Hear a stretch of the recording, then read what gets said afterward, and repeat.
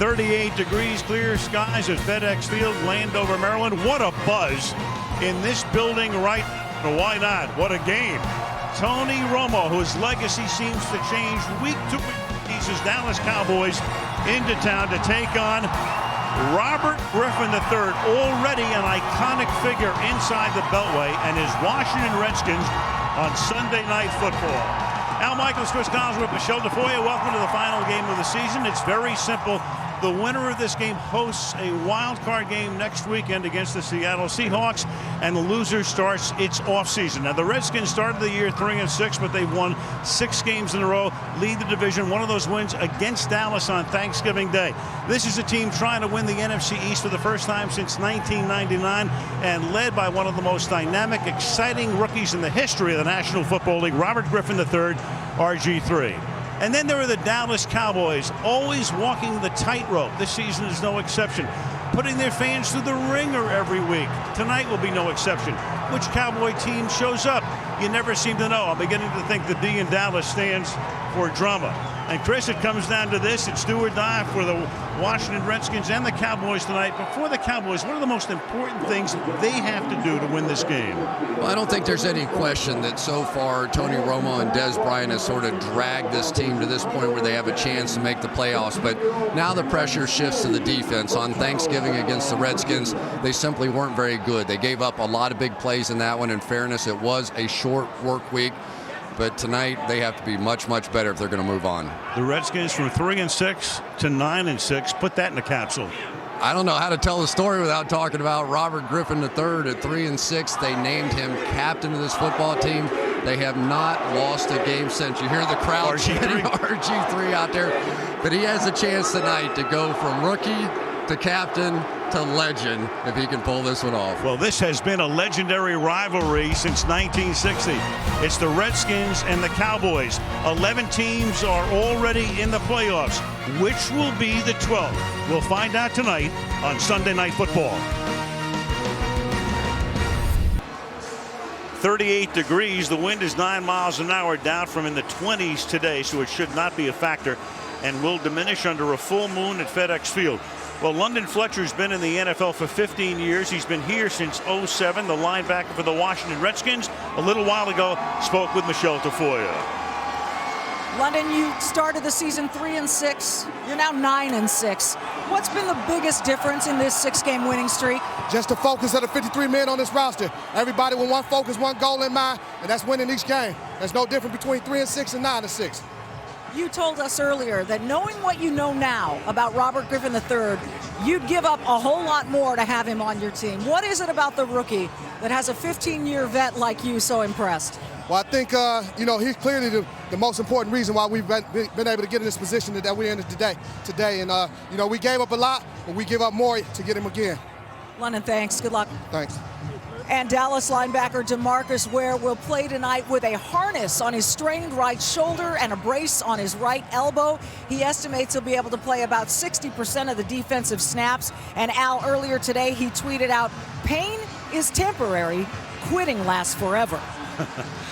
He sums it up, and it's a big night for him, and it's a big night for Jason Garrett, who took over for Wade Phillips in the middle of the 2010 season. He's 3-1 against the Redskins as he concludes his 3rd year. And Mike Shanahan came here in 2010, has a 2-3 record in his 5 games against the Cowboys.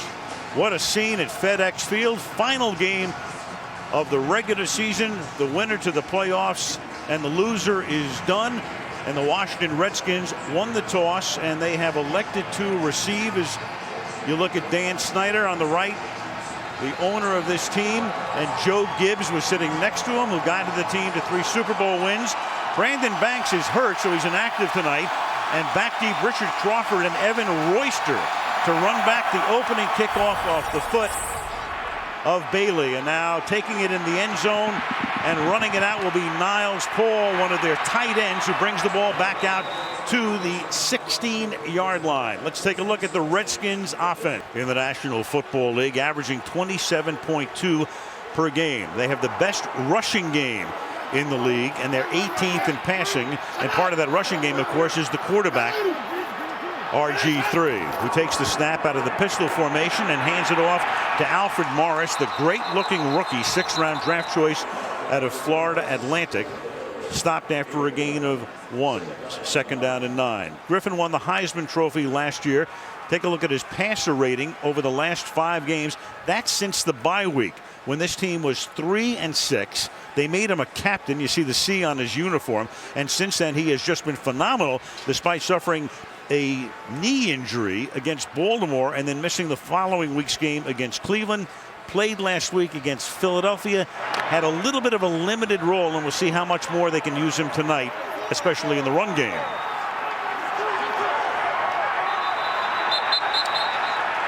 And right off the bat, this is the first charge timeout. Washington, 30-second timeout. Redskins have to take a timeout. So Mike Shanahan and Griffin, who has a lot on his plate, he is really a special guy, and he had to change his helmet because I think part of the reason they just took the timeout is the speaker wasn't working. So Kyle Shanahan, Mike's son, the offensive coordinator who calls in the plays, they have to take a timeout, and there it is.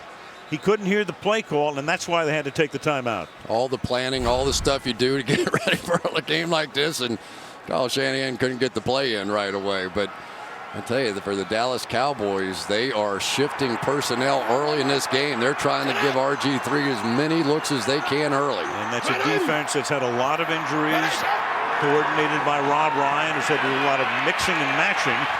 And they stuffed Morris after a gain of 2. It'll be 3rd and long. Let's take a look at that Dallas D. And how effective he can play tonight, how much he can play tonight.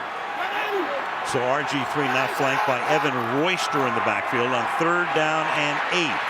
Hanging in the pocket, throws, and it's incomplete. Joshua Morgan with a drop. So a 3-and-out plus a timeout for the Redskins, and they'll punt. Going to challenge the best cornerback on the Cowboys. Brandon Carr coming across the field just one-on-one, and you can tell the nerves already a factor on the outside, and DeMarcus Ware going to be such a key tonight. Dwayne Harris to run the punt from Sav Rocca, back from the 44-yard line, and Harris into Redskin territory, and then Rocca is able to tackle him in a manner of speaking, but not until he gets to the 27-yard line. Kyle Wilbur with a great block to spring him, and the Cowboys are in great shape on their first series. Well, and it really was a key block right at the point, and no clip, no block in the back, which happens so often on these kicks. Pretty good job there by Hannah, just sort of turning his back and not even creating. There's Wilbur right there with a big block as well. Block on Johnson, and then Rocca just gets his body in the way to stop him. So a 38-yard kick and a 28-yard return, and the Cowboys start at the Washington 27-yard line. And they hand the ball off on 1st down to DeMarco Murray for a gain of 2. Tony Romo said at the top, his legacy changes week to week and probably will for the balance of his career. In December, 10 touchdowns, 1 interception. So he has been great this month. Last week led a comeback against New Orleans, which sent the game into overtime, and the Saints, though, eventually prevailed.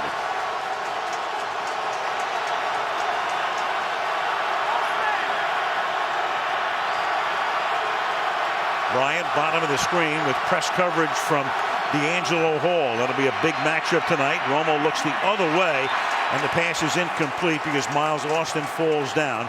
3rd and 8. Let's take a look at the Cowboy offense. 3rd down and 8 now for the Dallas Cowboys from the 25-yard line.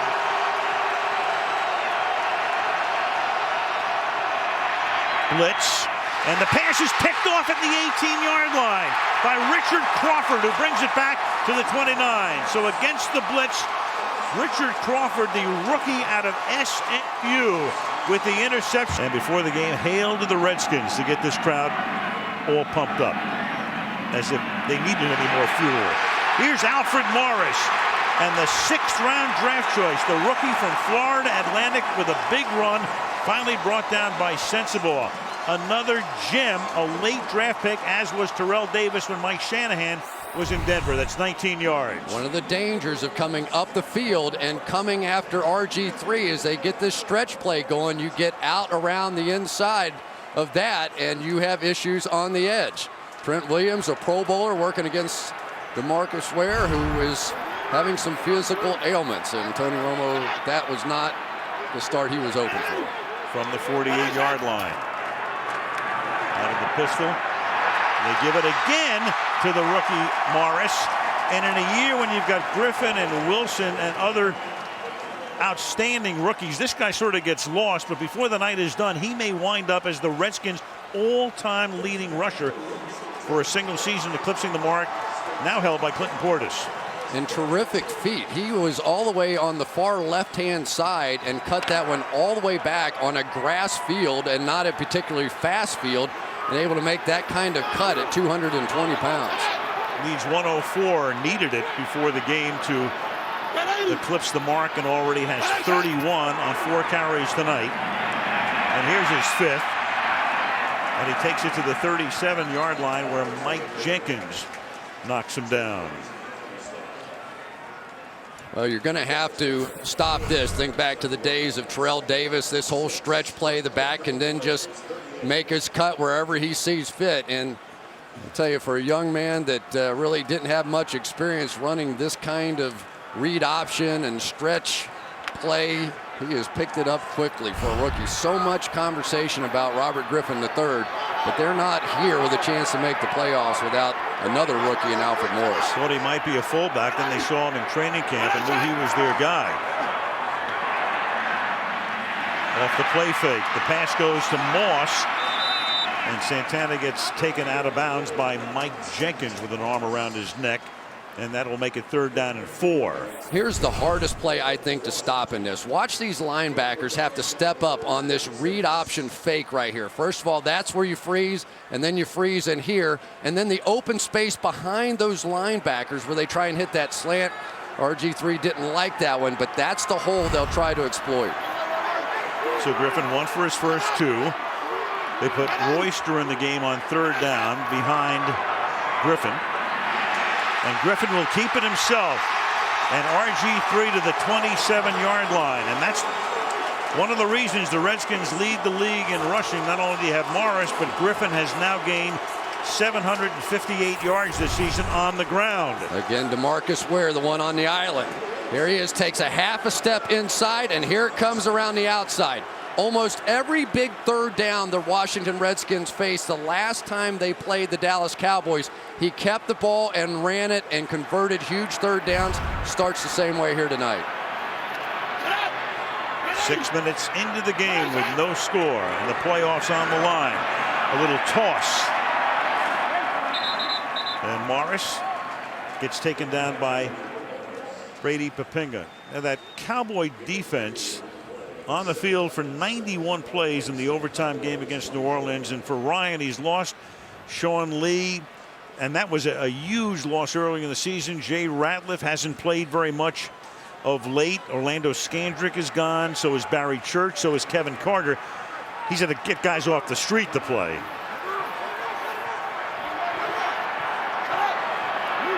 Second and 7. Griffin, good protection, dumps it off to Morris over the middle. They don't throw to Morris very much.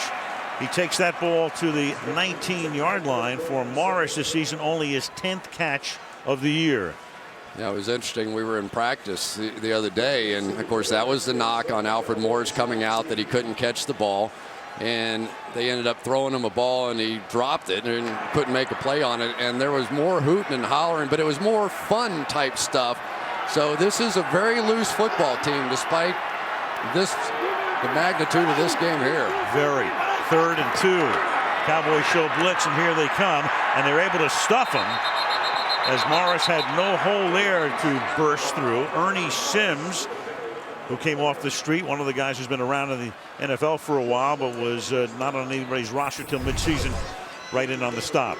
You're going to see this. If you're going to stop this read option play, you're going to have to bring extra guys down around the line of scrimmage. That time Tyrone Crawford able to play off and stop that one, set up a field goal. Kai Forbath has made his first 17 field goals. He was in the Dallas camp last year, but never played in the game, and he tries to make it 18 straight and hits the upright from 37 yards. Ask him what's on your mind, and he's tweeting from the booth next to us, and he's here tonight watching Alfred Morris with a chance to eclipse his mark that he set back in 2005. On this 38-degree night, after the miss by Forbath, they start through the Cowboys from the 27, and Romo on a roll, and he's going to eat it at the 23-yard line. Everybody is covered, and London Fletcher will get credit for a sack.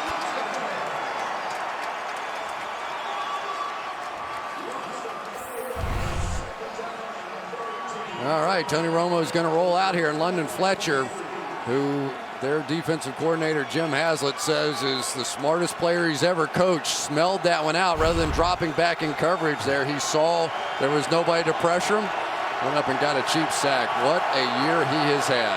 37 years old. 3 out of the last 4 years in the Pro Bowl and an alternate this year. And that coach on the field calls a defensive coordinator Jim Haslett at the beginning of the last decade, the head coach at New Orleans. You can see the improvement that his defense has made since that bye week, since that 3-6 start. And that Redskin defense, before a 2nd and 14, Fletcher had to take a timeout. So the Cowboys resume play from the 23, 6:20 to go in a scoreless opening quarter. And Romo to the outside, tipped and incomplete, intended for Bryant. And D'Angelo Hall and Bryant will be seeing a lot of each other all night long. In the same way they got the interception earlier with the blitz, they come back, which means one-on-one on the outside with the best matchup of the night. Des Bryant going against D'Angelo Hall, and D'Angelo Hall almost came up with one there. The winner of that battle tonight may well be the winner of this football game. The two best on either side of the ball going at it all night long, one-on-one. Romo has started 0 for his first 3 with an interception. They go 5 wide on 3rd and 14. And the Redskins send 5. And Romo has to sling it, and it is Bryant. Does he make the catch inbounds is the question, and they say yes. He has been phenomenal, has Des Bryant, over the past few weeks, especially with a broken finger. He has to tape the 2 fingers together on his left hand. That's a gain of 23. Well, this is just brilliant stuff. This ball was thrown when Des Bryant was nowhere close to looking back for the ball. That was Tony Romo, and the new connection he's been having with Des Bryant over the past 6, 7, 8 games of the season. Those two have been brilliant. And the Cowboys got up to the line of scrimmage quickly to make sure there was no challenge on the play as Murray takes the ball across the 50-yard line. That's a gain of 5. It'll be 2nd and 5. Well, Murray burst onto the scene last year, and then he got hurt this year, foot injury, and he's missed 6 games. In his first 5 games, as you can see, a 4.4 average, but over the last 5 since he's come back, only 3.7. Yeah, but the key is he's fumbled in each of the last 2 games after having only 2 in the prior 20, so you wonder if that's inside his head just a bit for this one. 2nd down and 5.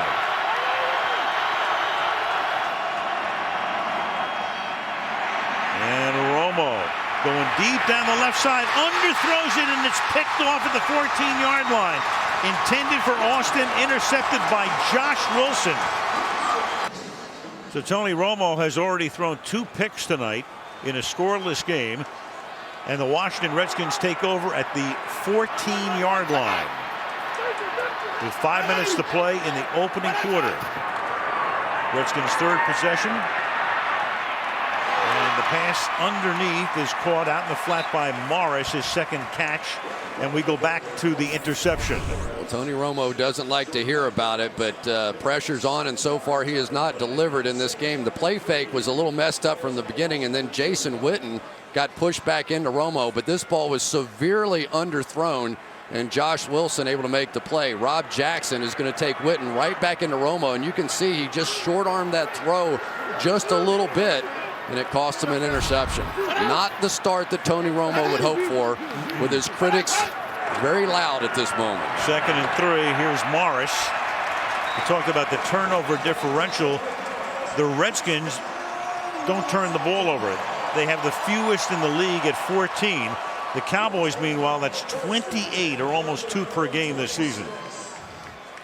You know, it's so interesting talking about Tony. We talked to him about it last night. He goes, hey, it's a team game. You know, let's face it. You know, it's not, I don't lose games, you know, the team, all that kind of stuff. But when you're the quarterback of the Dallas Cowboys and you're in this moment, you are ultimately judged on what you do here. And he knows it. He understands that full well. Luckily for him, the turnovers happen on this side of the field, and it's still 0-0. Now Griffin off that play fake, buying time. Slings one incomplete. Joshua Morgan, the intended receiver. Brandon Carr covered. There's no question, Chris, at the end of the day, Tony Romo will either win a Super Bowl or he'll be a yeah but guy. Yeah, and yeah, but. almost yeah but. All due respect to John Madden on that one. But, you know, it has to be weighing on his mind. He wouldn't be human if it wasn't. He's been hearing it. Doesn't matter what he's done as a player. And during the course of the regular season, he's put up huge numbers. But here he is now, you know, less than 12 minutes into this game, this key pivotal game, and we're already talking about it. 2nd and 10. The running back is Evan Royster. Short drop, quick slant, caught by Leonard Hankerson. Picks up some yardage after the catch, breaking a tackle, and that'll move the chains. First down up at the 39-yard line after a gain of 12. Well, RG understands when they're trying to bring pressure, just have to throw this one hot off the edge.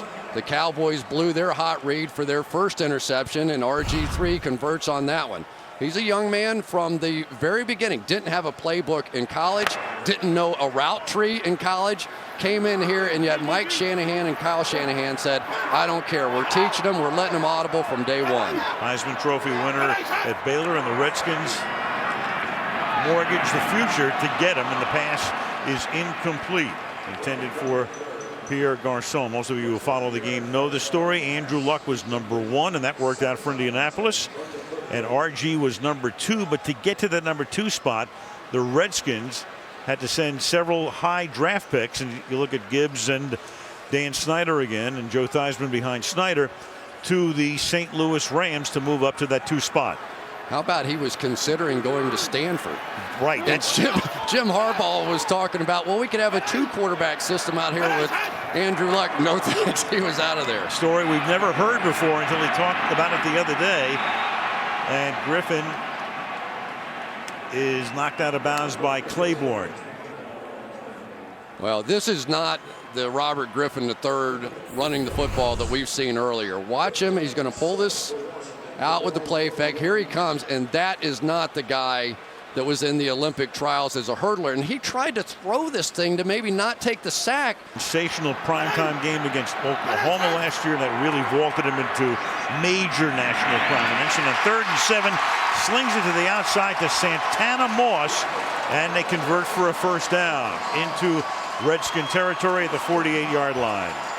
Well, the Cowboys are trying to play some man coverage here on 3rd down, but they're using the picks with each other. That time, Brandon Carr got trapped inside against Santana Moss, and Griffin is making some nice reads out here. He looks like that he's settled into this game first. He's gotten a little longer drives, but you can tell this offense is starting to play their way now. 5 of 8 for 37 yards, 12 yards on the ground. And here's Morris to the 44-yard line. Griffin, since he's been named captain against Philadelphia, phenomenal. At Dallas on Thanksgiving, great. Against the Giants, good enough. Against Baltimore before he got hurt, a 101 rating. And then at Philadelphia last week, tying in for the longest streak in NFL history by a rookie quarterback with a 100 or better rating. 2nd down and 6. And there is that C designating the fact that he is the leader. And a great kid. We met him for the first time the other day. He is the real deal. Moving to his left and buying time and extending the play, and keeps his eyes downfield, and then the pass is incomplete. Fortunately for him, because Carr was out of bounds. Brandon Carr along the chalk, and it'll be 3rd down and 6. Yeah. it's hard to watch him labor running the way that he is. But this is the second chance he's taken that he could have been burned on. I think he thought he was throwing that ball away, but Brandon Carr definitely had a chance. Both quarterbacks a little loose with the football early in this one. So it's 3rd down and 6. Redskins have 6 first downs in the quarter. Dallas just 1. Final minute of the opening frame, and the pass is incomplete. Intended for Santana Moss, and the Redskins will punt for the second time in the game. Same basic play there. They had kind of a double pick working that time and tried to hit Moss out in the flat, and Griffin really just missed that throw. Sav Rocca, the ex-Eagle, to kick it to Dwayne Harris. They had Bryant running back punch through the first half of the season. But Harris has done a very good job since taking over that spot and calling for a fair catch, and then losing it for the moment and winding up recovering it. Looked like he slipped just a little bit as he tried to catch that thing. Eastern, right here on NBC. Cowboys now start with a nice run by DeMarco Murray, trying to get some semblance of a ground game going, something they couldn't do on Thanksgiving because they fell behind 28-3 at halftime. And a couple of things about that. DeMarco Murray did not play in that game. Tyron Smith, the left tackle, did not play. Ryan Cook, the center, did not play. So they had a reshuffled line. It was not a good performance by the offensive line of the Dallas Cowboys. Now back intact, they should be able to run it a little better. 2nd and 3, and again they give it to Murray. And he should pick up the first down there when they spot the ball. So signaled by Walt Anderson, and that's the end of the first quarter. Going about 11 miles away to Landover, Maryland, to FedEx Field. Al Michaels, Chris Collinsworth, Michelle Tafoya. Starting the second quarter with Murray breaking out of the first tackle and then taken down behind the line of scrimmage, and we'll take a look at the Washington defense. 6 against Romo in the first quarter. 2nd down and 13 from the 19-yard line. Blitz coming, and the pass is caught.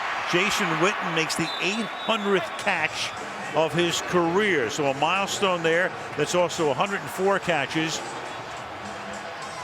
this season, which is the most ever by a tight end, and he caught 18 in one game against the New York Giants earlier this season, most ever in one game by a tight end. Those catches, there it is. Gonzalez, 12:37 and still going. Shannon Sharp at 8:15, and Witten will probably catch Shannon. But Witten did it in fewer games than either one of those guys, so pretty significant moment there. 3rd down and 6 from the 25-yard line. Blitz again, something they did a lot in the Thanksgiving game, and then wide open is Dwayne Harris, who takes the ball into Washington territory. The second-year wide receiver out of East Carolina, a 6th-round draft choice last year, picks up 25 yards. The blitz has been coming a lot. DeMarco Murray in the backfield is going to pick this one up and give Romo time. And anytime you want to blitz, if you're still playing a zone on the back end, there are going to be huge holes in the middle of the field. And Dwayne Harris, who is quickly becoming one of Tony Romo's favorites, found at that time. From the 49, Felix Jones is now in the game as the Cowboy running back. And here goes Felix, turning it back upfield in a gain of 9 to the 40-yard line, where Perry Riley, the good-looking inside linebacker in his 3rd year from LSU, makes the stop. 2nd down and 1. Well, one thing you're seeing is that the Dallas Cowboys are using 2 tight ends over here on the right-hand side, and so as the Washington Redskins aren't really reacting to that, they're flanking out one of their outside linebackers, so it's giving them some run opportunities here early in the game. Meanwhile, Miles Austin started to limp off the field. He was hobbling to the sideline, and then he goes down, and he needs the attention. Injury timeout. Austin on the bench. Had to go down to the turf after trying to hobble off, and here's how it happened. Happens so many times to wide receivers as you're trying to make a block. Either the runner or the tackler lands on your ankle and you limp off. So it's 2nd down and 1.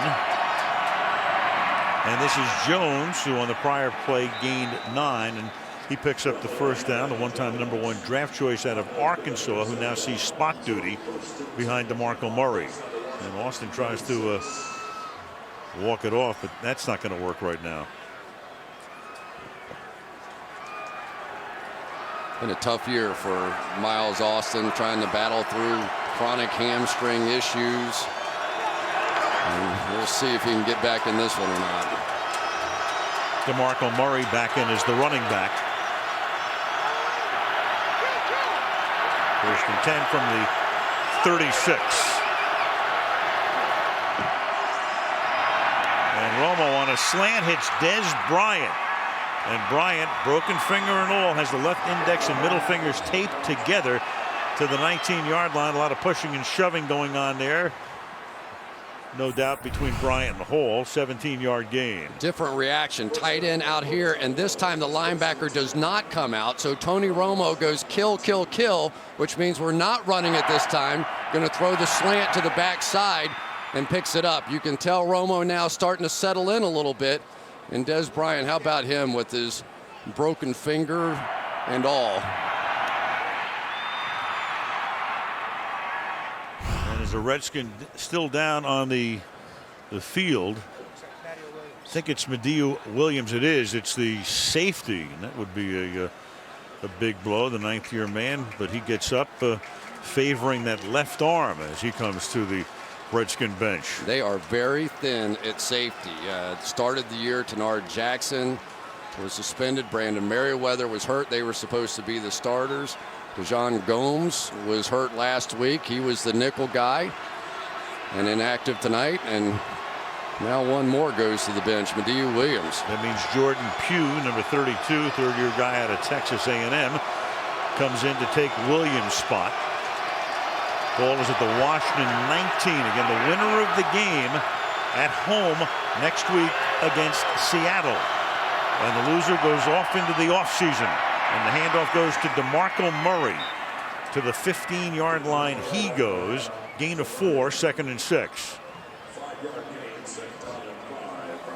Well, we talked about Ryan Cook coming back in the center, working against probably the best of the Washington Redskins in Barry Cofield.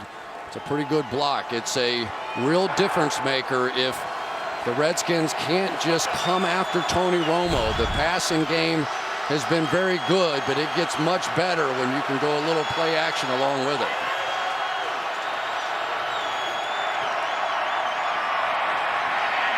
And Murray exploits that hole and takes the ball to the 10-yard line, and we check in with Michelle. Well, for Miles Austin, it is a left ankle injury. They have put a soft splint on it. He's got his shoe back on. As you can see, he's standing up. He's going to try to give it a go, Al. See if he can put that pressure on it. There he is trying to test it. Thank you, Michelle. And we'll see if he can come back in. Also check on Mediu Williams on the other side. Meanwhile, the Cowboys on a nice drive, which started back at their own 11, have gone 79 yards in 10 plays. This is where they've struggled against the Redskins since Shanahan has come here in the red zone trying to score touchdowns. It's 1st and goal from the 10. And now it'll be 2nd and goal from the 6 as Murray picks up 4 yards. That's 8 carries for him tonight for a total of 28 yards. Where that's Stephen Bowen inside for the Redskins, a big physical player, along with Barry Cofield, 2 of the guys that they really felt like they had to add character guys, and so they go and get Stephen Bowen from the Cowboys, Barry Cofield from the Giants. Both of those guys captains now. That was a big hit on that one. Bowen, a couple of big plays last week, including forcing a penalty against Philadelphia that ended the game. Red zone defense, as you can see, and how tough they've been and how tough they are right now, because it's a 3-yard loss as Reed Dowdy comes up from his safety spot to make the tackle on Murray. How awesome was that, Al? Reed Dowdy undercut both guys. He's going to come right off the edge here and take out the fullback Lawrence Vickers and the running back DeMarco Murray. That is as great a safety play as you will see. 2 for 1. Awesome. Tremendous. 3rd and goal. Cowboys go 5 wide. Play clock down to 1. Does Romo get the snap away in time? They say yes. Tony extending the play, guns it, touchdown, Witten. So a question as to whether they even got the play off in time. The clock was at 0, no flag, and then Witten, after the play extension, makes the catch for the touchdown. There we go. See if the play gets off. Even if it goes to 0, remember the mechanics of the official. He's looking at the clock, then he looks down at the quarterback. If the ball has been snapped by that point, so there's a little half beat in there that favors the offense, and that time it clearly favored the Cowboys. There was that half beat. Dan Bailey for the point after. And with a second less than 8 minutes to go, well, the NFC East, sole possession of first place, the Eagles after weeks 2 and 4, with their season, of course, going down in flames. Then the Giants led after weeks 6 through 14. And then the Redskins after last week. And the Cowboys have not been in sole possession of first place at any point during the season. But when this night is done, they could be going to the playoffs. This drive begins with play faking and pumping, and then incomplete, intended for Joshua Morgan, who came over from the 49ers before the start of the season. Second down and 10. Really nice job by Mike Jenkins that time. Going to get the reverse action. Then the back's going to come back around this way. I should say wide receiver Santana Moss. And Jenkins was crossing in man coverage. He saw it. He kept his eyes on Santana Moss, able to come back and recover, and RG3 had to pull the ball down. Second and 10 now from the 32-yard line. Morris, gain of 4. Morris playing at Florida Atlantic. We were talking about him before. Picked in the 6th round. Played for Howard Schnellenberger there. Schnellenberger about 3 decades ago won a national championship at Miami, and he's from Pensacola, Florida, where they make good running backs, by the way, because you had Trent Richardson playing there, who wound up as the Browns' first-round draft pick this year. And of course, when you think about Pensacola, Florida, who do you think about? One other one. Yep. All-time leader in rushing yardage, Emmitt Smith. 3rd and 7. Royster is the back on this down, and the pass is juggled and then caught, and then holding on to it with Moore trying to strip it away is Logan Paulson, the tight end. So Paulson making that catch, and then Sterling Moore, who came over from New England about a month ago, almost was able to pick the ball away from him. Remember, Sterling Moore was the guy that stripped Lee Evans in the championship game that sent the Patriots to the Super Bowl. That time he tried the exact same move, had his arm up there trying to strip it. A little stronger guy this time, though. Logan Paulson was having none of it. They lost Leonard Davis earlier in the year, so Paulson's come on at that tight end spot on first down now. Swinging to the outside and looking for room is Morris. Stays in bounds, picks up the first down to the 43-yard line. Tackled there by Sensabaugh, so that's 11 carries for 64 yards, and he's 40 shy of the all-time Redskin record. That's 14 yards on that carry.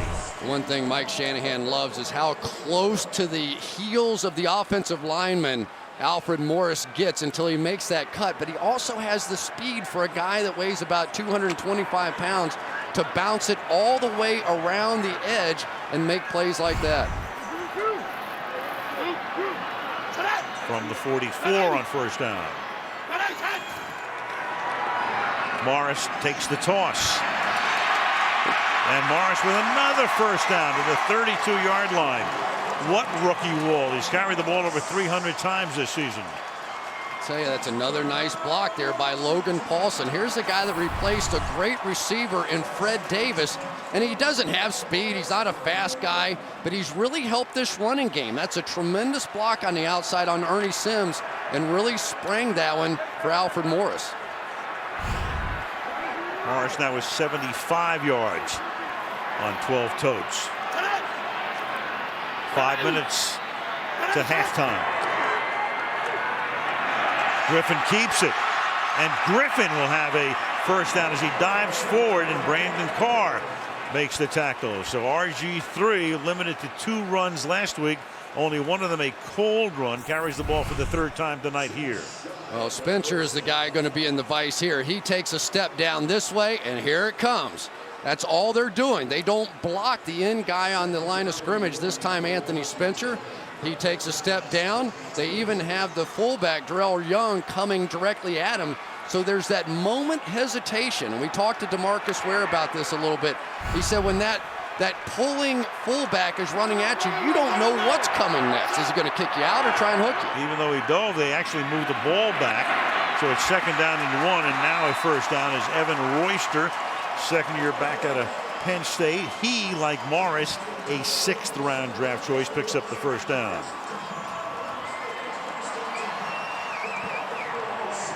Kyle Shanahan, who was at Houston under Gary Kubiak, and then when his father got the job here, came here, and he is on a few lists as a head coaching candidate. Well, if you don't have a Peyton Manning, Tom Brady, Aaron Rodgers, Drew Brees on your team, you better get a little creative the way that he has with this offense. From the 17, Morris to the outside, inside the 10, touchdown Redskins.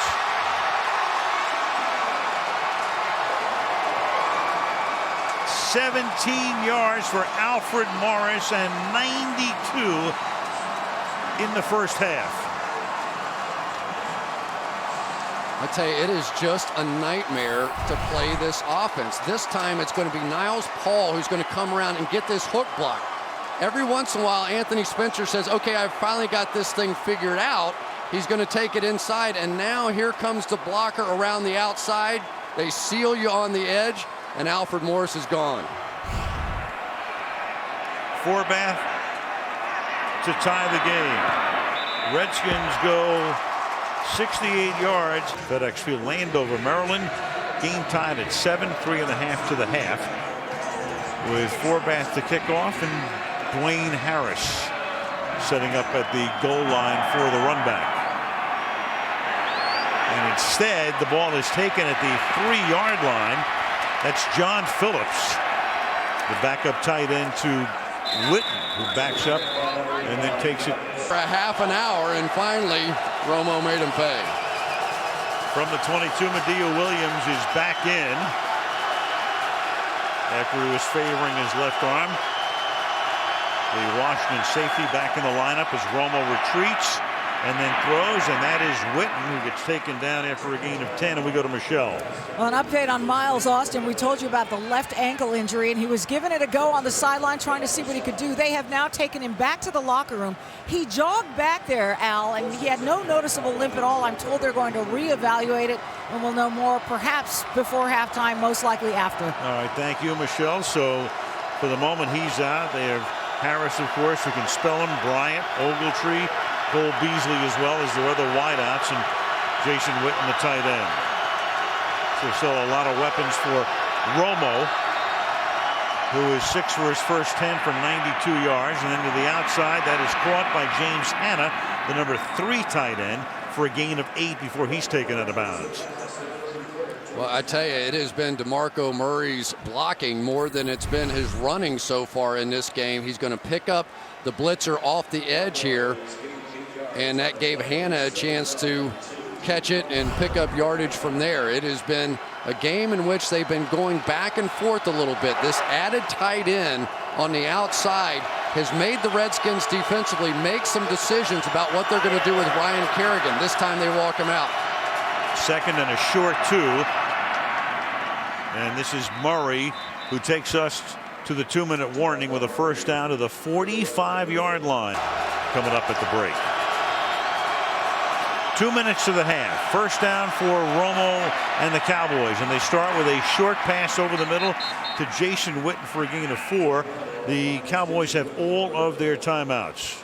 This 2 tight end set is working for the Dallas Cowboys. They're putting James Hanna flanked out, and if the linebacker doesn't walk, which Rob Jackson does not this time, they have been going to the pass. When he does walk out, they run that way. There's the pass. 2nd and 5 as Romo hits Des Bryant, and Bryant will have a first down at the 35-yard line, under a minute and a half to play. D'Angelo Hall makes the tackle. This is sort of the core offense that Peyton Manning has run with Dallas Clark all those many years. If you don't go out with them, they attack it. And so Romo had to push Hannah, who doesn't play that much, to the right spot in the slot to the right. And then he throws, and that pass is behind Hannah. So Hannah getting to see more playing time. Now, of course, minus Austin, and when they want to go 5 wide, you got to go deep into the bench. Des Bryant on the outside working against D'Angelo Hall. Just one-on-one. And I tell you, he's catching a few balls down the field, but if D'Angelo Hall can have a stalemate, he doesn't necessarily have to win, but keep him somewhere under 100 yards, the Redskins would take that all night in a one-on-one matchup. 2nd and 10. Bryant tonight has caught 3 for 55. Blitz coming. Romo gets whacked as he throws, but he gets it away, and it's caught by Witten. That was Josh Wilson coming in from the blind side, and Romo slow and getting up. He really took a shot. They're coming out of the secondary on almost every snap of this stuff. They are just blitzing and blitzing and blitzing, and that time Romo did not pick. 3rd and 9 after Romo took that shot. They had to take a timeout from the 34 now. Blitz again. They're showing blitz. Let's see if they check out of it here after Tony caught him. Coming again. And Romo hangs in that pocket and then underthrows the intended receiver Bryant with blanket coverage on that play. So it'll be 4th down and 9. So you're looking at about a 52-yard field goal attempt here. And that's what they will do, or attempt, as no, it looks like they're going to punt instead. So instead of a 51 or 52-yard attempt on a night where the wind has really died down, instead they're going to have Mormon kick it away and into the end zone.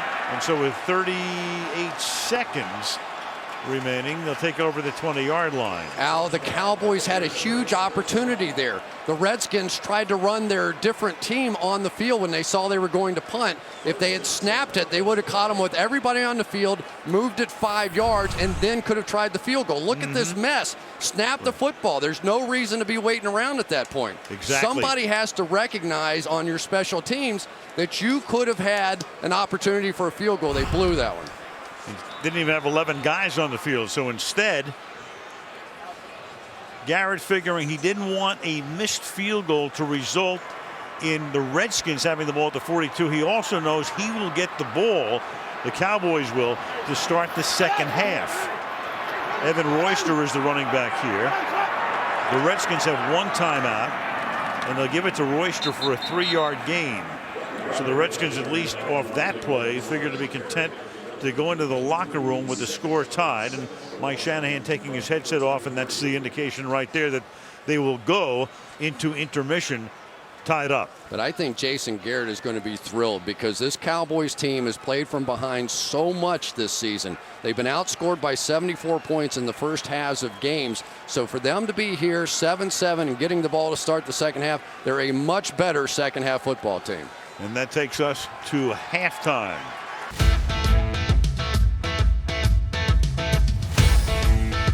There is Jerry Jones, the longtime owner of the Cowboys, bought the team in 1989, and again, a team on the precipice, as they always seem to be, with the winner of this game hosting Seattle next week. Kai Forbath to kick off. The Cowboys will get the ball as the second half gets underway, with Harris running it back from the 5, and then ripped down by Drew Doughty after he crosses the 20, and we check in with Michelle. Well, Al, wide receiver for Dallas, Miles Austin, he retaped that left ankle that he injured there in the second quarter. He's going to try to give it a go. As for his coach, Jason Garrett, he likes the way his team's defense is playing, but he said Albert Morris is a problem. They got to keep him inside by setting the edges, not letting him run to the outside.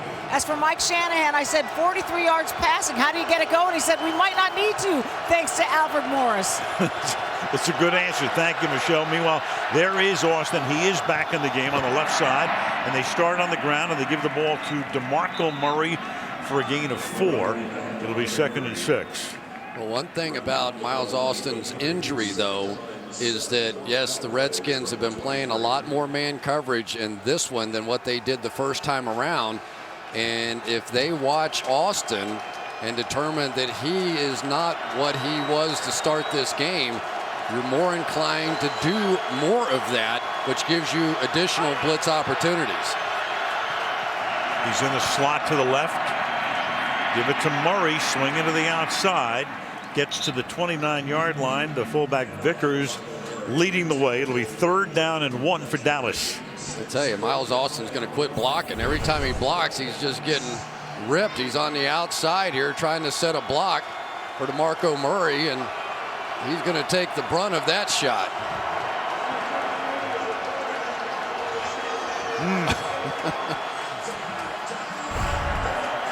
One of the best 3rd and 1 backs in football, DeMarco Murray.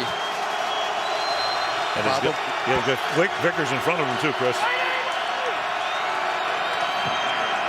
And he will follow him. Well, he doesn't follow him long enough because he starts to cut it back, and then London Fletcher makes the tackle, and where are they going to put the ball? If the nose of the ball's on the 30, it's a 1st down, and that is the case here.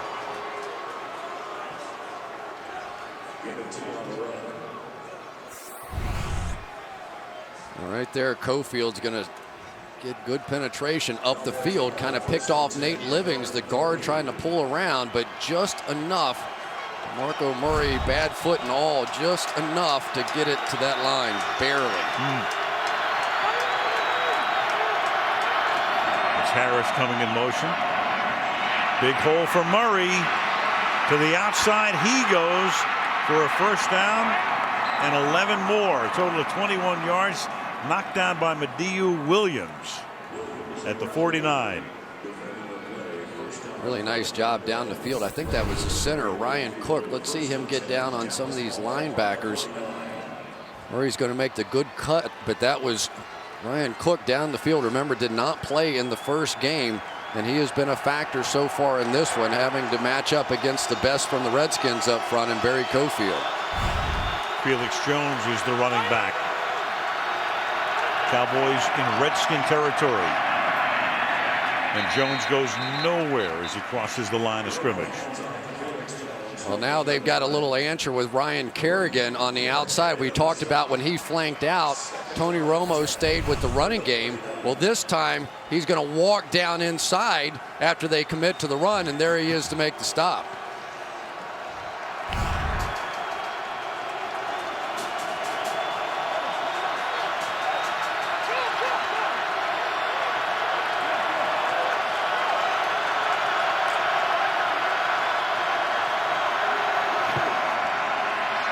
Blitz again on 2nd and 10, and the pass intended for Bryant. Dallas, but seems to be getting to the point he's maturing. He's been tremendous over the last few games. 2 58-yard touchdowns receptions last year, and playing with a broken finger that's going to need surgery in the offseason.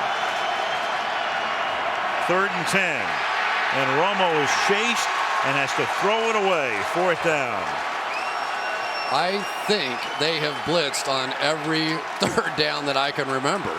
That time it was London Fletcher who came free, but every time these guys are coming, this time it's London Fletcher unblocked, and Tony Romo really has no choice but to just throw the thing away. I'm sure they would love to get an opportunity to go down the field and work against these safeties some, but at least thus far the game plan of Jim Haslett is working. Brian Moorman, who was the longtime punter at Buffalo and came here after the start of the season when Chris Jones got hurt, sending it down toward the rookie Richard Crawford from the 11-yard line. Crawford, who had a big-time run back against Baltimore in overtime. Well, we've seen every quarterback through the years get frustrated, but not too often do you see Tony Romo and Jason Witten, who have been a fantastic combination for years, and not on the same page there. And you saw that as we went to the break. But Tony Romo's right. They are getting free runners on the blitz, and his guys aren't making the hot reads where he has to get the ball out. From the 15 now. This drive begins with a Morris run up to the 20-yard line. So Morris tonight closing in 7 yards shy of the all-time Redskins rushing record, 24-35, best in the NFL, #1 in rushing. And thanks mainly to two guys, Morris with 14-13 coming in, 58%. And then the quarterback, RG3, with 752. So that's 89% of your rushing yardage from those two guys. And take a look at that. Third from last in 2010, 25th last year, and #1 this season.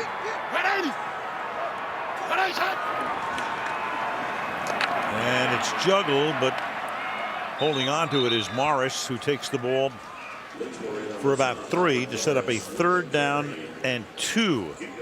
It's 100 yards now for Morris tonight. One of the adjustments for the Cowboys tonight, they have been overshifting their defensive line that way, and the Redskins are running away from it. And yet it's Jason Hatcher who's been able to come back across the field and make the play. He is their best defensive lineman up front. Felt like he should have been in the Pro Bowl. Somebody has to get him cut off if that's going to be effective. And the pistol now with Royster as the running back on 3rd and 2. And Griffin hangs in the pocket, and then it's dropped. Had a sure first down, and Pierre Garçon, who's had a really good year but has not made a catch tonight, the longtime former Indianapolis Colt, drops one, 4th down. Who has been huge this year. They are 8-1 playing with Pierre Garçon, 1-5 playing without him, but that one may go a long way in this one. Sav Rocca, the Redskin punter, with a good deep angled kick, and Harris backs up from the 20, brings it back out to the 30-yard line. Jerry Jones, Dan Snyder owning the 2 of the 3 most valuable franchises in the league. Cowboys at $2.1 billion according to Forbes. Redskins at 1.6, just behind the New England Patriots.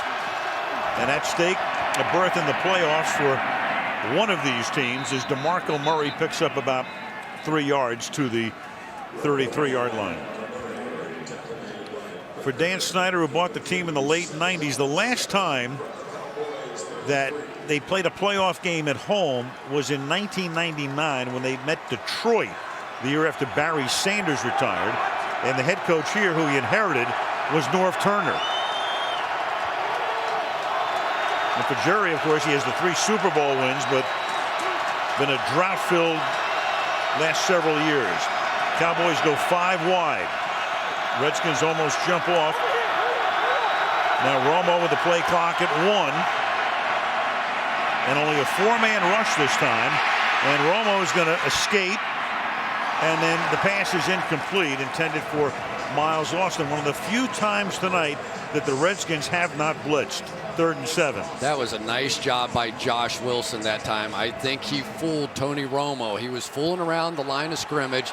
The safety walked up, Mediu Williams, like he was going to be in man coverage, and he basically tricked Tony Romo. Here's Wilson out here, turned and looked like he was going to blitz, backed up and went right underneath the route that Romo wanted to throw to Miles Austin. 8:42 left in the quarter, 3rd and 7. This is where they've been blitzing all night. Again. And they come again. And Romo gets it away, and it's too high, intended for Ogletree. And caught by Shanahan. 4th down.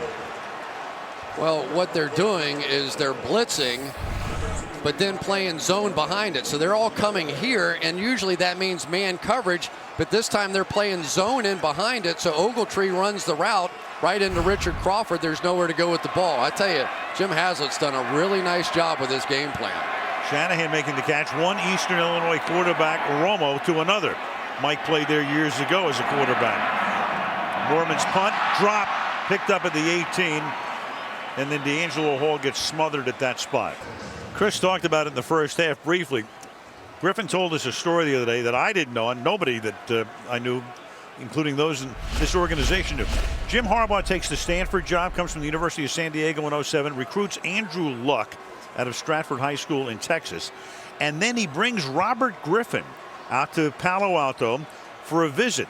And he sits Griffin down and he says, hey, why don't you come here and I'll run a 2-quarterback system. And Griffin says to himself anyway, I'm not sure that that's exactly what I have in mind. I may want to go win a Heisman Trophy on my own somewhere. Yeah, can you imagine, though, as this is Morris who gets stacked up, that Harbaugh conceivably could have had Luck and Griffin together.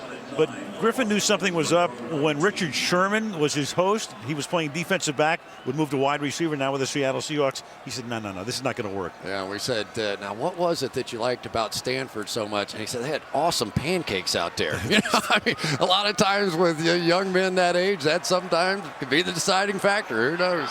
And then he winds up signing with the University of Houston, but then before he goes there, goes to Baylor, and you know the rest. And meanwhile, there goes Clinton Portis's record as Morris takes the ball up to the 29-yard line. So he needed 104 yards. He now has 111, and there is the 6th-round rookie, and there is Clinton Portis, who has just seen his mark eclipsed. It goes up on the board, and Clinton acknowledges it. Bad news on that record is it looks like Corey Lichtensteiger is hurt. The left guard. Meanwhile, there is Clinton Portis as the crowd now acknowledges that mark has been broken. And the left guard, Lichtensteiger, key member of that offensive line, obviously able to get up.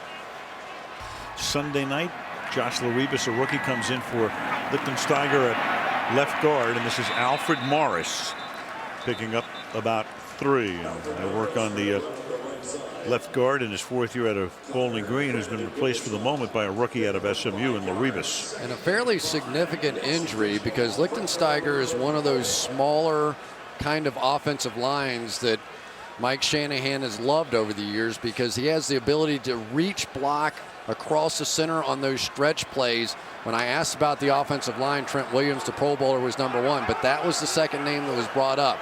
So a significant injury. Michelle right there to get a first-hand look at the treatment. The ball's at the 33-yard line.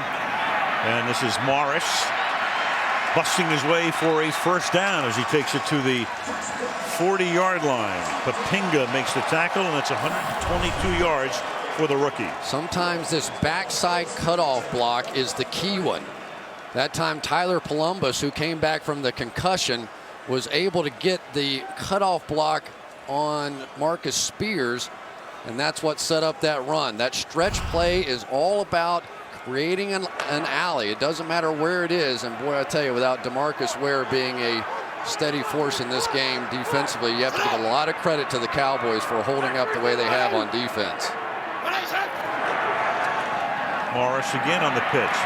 Cuts it back upfield, and there he goes again for 21 yards before he's taken down by Eric Frampton.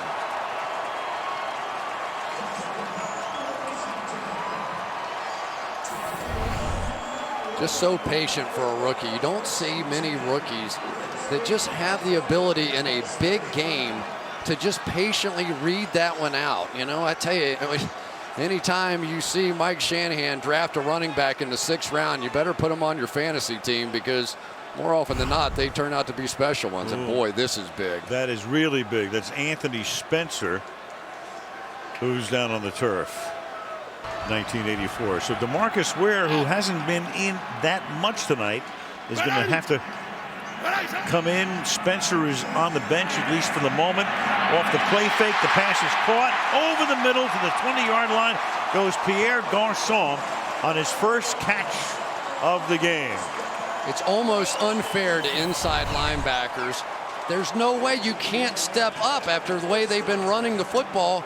They pull it out, throw this little thing right in behind it. It has been the staple of this offense throughout the course of this season. Nobody's been able to stop that play. At the 20. On first down, Morris. And they're able to bust up the blocking. Loss of 3. Here's Michelle. A bad night for left ankles at the moment. Corey Lichtensteiger has a left ankle sprain. He is questionable. Anthony Spencer, they're also looking at his left ankle, taping it up. They're going to try to see what he can do, Al. All right, we'll keep an eye on that. That's very important. Alex Albright for the moment comes in at the outside linebacker spot. It's 2nd down and 13. It's a team with Ware hurt tonight, but playing. There he is. Now you got Spencer on the bench. They lost Sean Lee, Bruce Carter. They're on injured reserve. So deep into the depth chart they go on 2nd and 13. And this is Garcon. And with a stiff arm, out of bounds, inside the 10-yard line. I'll tell you, if this quarterback thing doesn't work out, Robert Griffin could go play for the Globetrotters. He is a ball handler extraordinaire. He makes you believe this run is happening right here. Right there, then raise up, quick screen, nice block on the outside, nice block down the field by Logan Paulson. But he's going to look at DeMarcus Ware just like he always does, and then throw that one in there. This Kyle Shanahan, Mike Shanahan offense is fun to watch. Or he can stay at home and play for the Washington Generals. There you go. 1st and goal. He keeps it and scores to give Washington the lead.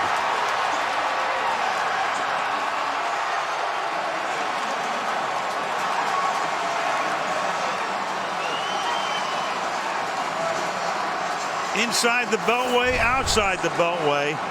They love him. Right there you go. Marcus Ware is going to feel like he's got to get inside the block of Logan Paulson. The minute he does, Robert Griffin III simply pulls the ball out, gets a big block by Pierre Garcon on the outside.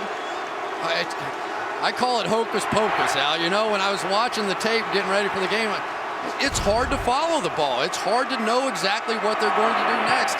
And that young man runs it brilliantly. Jiminy Smokus. They go 82 yards. 1999 was the last time the Redskins had a home playoff game. Been in the playoffs a couple of times since, but on the road. Hail to the Redskins, being played by the band here at FedEx Field, which holds about 85,000. RG3, they were chanting his name. They've been chanting Alfred Morris's name as well. The 2 rookies, the stars of the show once again. And it's 14-7 Washington, along with a defense that's done a very good job tonight. Can you remember a time when 2 rookies had the kind of impact that these 2 young men have had on a franchise? I mean, it's just been remarkable, especially when you consider they were 3-6 and had to win them all in order to get in this position. I can't in any sport. From the 5, Dwayne Harris. And he takes it up to the 25, where Lorenzo Alexander just showed you why he's going to the Pro Bowl as a special teamer. So Tony Romo, who's been brilliant with his team trailing, 2nd team to win 8 games despite trailing in every game. The Saints back in 04 did that when they were coached by, ironically enough, Jim Haslett, the Redskins defensive coordinator, and now Romo's got to pull it off again. You know, but Tony was telling us last night, he said, I'm starting to get comfortable playing from behind. I think it's one of the differences. But this season, coming into this game, the Cowboys have been playing ahead only 23% of the time, a remarkable number for a team with a winning record. 3rd worst in the league in that regard. Oh, and that's almost picked off, and Witten was able to make sure that Fletcher did not get another interception. He picked Romo off on Thanksgiving Day and has picks in 3 straight games and 5 overall this season. London Fletcher has been hot. He has gotten interceptions lately, and he got Romo the last time. Should have had that one. For Tony Romo now, he is going to have to start winning some of these one-on-one battles with his receivers. He's getting opportunities. They have to start taking advantage of what they have on the outside. Where is Des Bryant? 2nd and 10. And Murray up to the 34-yard line, took a direct snap, and he picks up 7 yards. 3rd down. Jason Garrett's got a little hocus pocus too, huh? Watch Tony Romo do a little acting job here, like the ball sailed over his head as DeMarco Murray took off with it.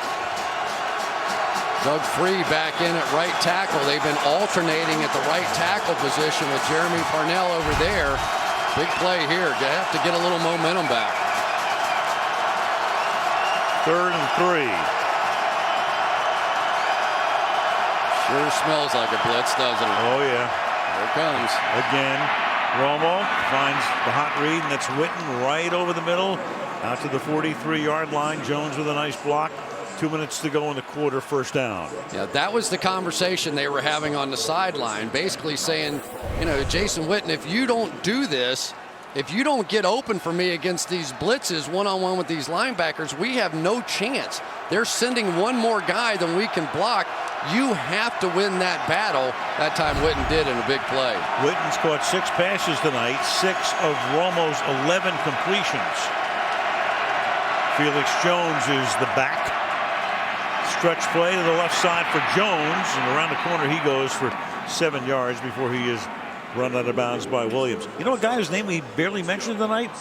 Walt Anderson, who's the referee. There hasn't been a single flag tonight. And how about that? These are 2 of the more penalized teams, yep. right? I mean, over the course of the year, and there's nothing better than when you don't have to hear it. When you don't know who the referee is, that's a good night. It's a great night. And a well-played game. Yep. There goes Des Bryant at the top. This time maybe a little safety help. Nope. He's going to get the one-on-one again. Through the middle on 2nd down and short goes Jones, and before he gets bunched up, that'll move the chains. You know, it's kind of interesting to see Felix Jones getting some carries. We saw him a little bit earlier this year.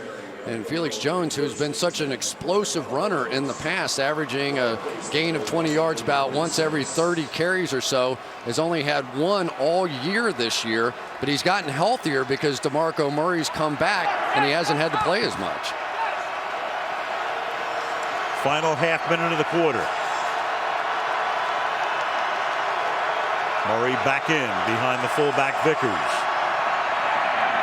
To the outside. This is Vickers. And the fullback picks up 12 yards on that reception. And that's going to take us down to the end of the 3rd quarter with the 12th and final playoff spot up for grabs. 15 minutes left in regulation. Last 7 games, the Cowboys 108 points in the 4th quarter. Most by a team in a 7-game span of 1 season in the history of the NFL. So they have been red hot in the 4th quarter. They came from behind to beat Cleveland in overtime, came from behind to beat Cincinnati, came from behind to beat Pittsburgh in overtime, and then last week lost in overtime to New Orleans after a big comeback, and Murray takes the ball to the 30-yard line. 2nd and 5. Get those safeties coming down. Now you're going to have Des Bryant one-on-one situations on the outside. He has been such a second-half force here over the 2nd half of the season. Just hard to believe he wouldn't get a few opportunities here coming off of play action, especially with the way they've been running the ball. Ball's been on him all night. He's caught 3 balls as Bryant for 54 yards. 2nd and 5. Romo rolling the other way, and that pass is incomplete, throwing it toward the line of scrimmage, knowing that nobody was open. It'll be 3rd down and 5. Yeah, I have to give credit to Richard Crawford here. They had a chance. But Crawford is going to take this to the outside. He gets around and is able to get to Dwayne Harris and break that up. Dwayne Harris actually had to sort of get back inside that inside block when he faded the other way. That allowed Crawford to get there. 3rd and 5 now. Bryant goes to the top of the screen. Cole shadows him. Romo out of the gun. Harris wide to the left. They just do get the snap off. And that pass is incomplete. And Hall looks around for an offensive pass interference call and gets none. It'll be 4th down. You have to give D'Angelo Hall credit. He has been winning this battle here since the very beginning of the game. There he is, and the referees are letting a lot of stuff go. A little physical out there. Both guys, I don't think anybody was initiating it. Had an opportunity, but that was huge. And now Jason Garrett's going to give Dan Bailey the opportunity he didn't get in the first half. Huh? This one from 48 yards to cut it to 4. And Dan Bailey bangs it through. Around, and it was the Redskins and the Cowboys and all the great memories over the years of these huge games that these two franchises have played, and now it's a running Hogs kind of Redskins team going against the flashy Tony Romo and the passing game on the other side. It was like old times. And especially in this particular scenario, as the teams meet twice a year, home and road obviously, and a win or go home scenario to end the 2012 NFL season. And let's give the commissioner and the NFL some credit. They realigned the schedules so that these divisional games are played at the end of the year, and a lot of drama coming down on the final couple of weekends. Great idea. It's proved to be very fruitful since that concept went into effect a couple of years back. 2 yards in the end zone. This is Niles Paul. And he brings the ball out to the 27-yard line. DeMarcus Ware, don't feel too badly. You aren't the only guy that has fallen victim to this act this season. Lichtensteiger is back in at left guard. This drive begins from the 26-yard line with the Morris run. You know, when the Redskins were 3-6, it got a lot of publicity. Some people thought, and the way it was portrayed by some of the media, that Shanahan was waving the white flag, because he says before the bye week, hey, now we're going to find out who wants to be here for the next 2 years. But in a way, he was lighting a little bit of a fire. They go to the bye week.